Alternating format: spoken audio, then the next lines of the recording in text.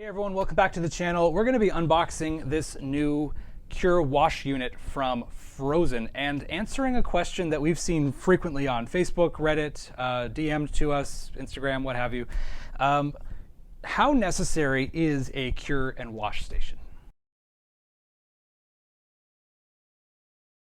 So if you've been following along with this channel, if you're not, by the way, get subscribed, then you'll know that we focus mostly on castable resins and jewelry and things like that. Now, if you're not familiar with castable resins, one of the keys to getting really good, successful prints and of course castings, which is the ultimate goal, is consistency.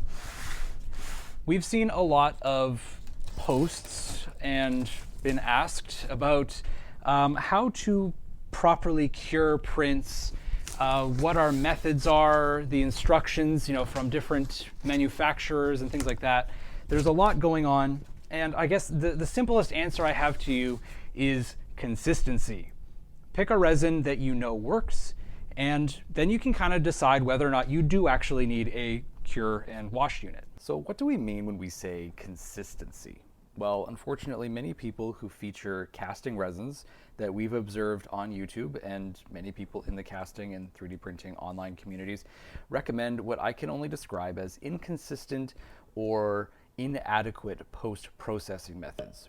Sometimes out of necessity, these methods don't necessarily align with getting the best possible results out of your casts, such as using small solo cups for your alcohol bath, putting your prints in the window to cure them, or using a spray bottle and a paintbrush to apply your alcohol in order to limit alcohol usage. Some castables require 30 minutes to 1 hour of consistent, high-power UV post-curing for best results.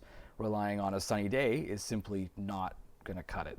Bluecast X1, as another example, requires a soak in clean ethyl alcohol, so a spray bottle and a brush to clean your prints is just not, again, going to cut it. Another great reason to have a proper setup outside of casting resins, and one of the reasons why we're personally so excited to have a larger washing unit in particular, is from a recent personal project where we printed a large mask on our new Peopoly forge.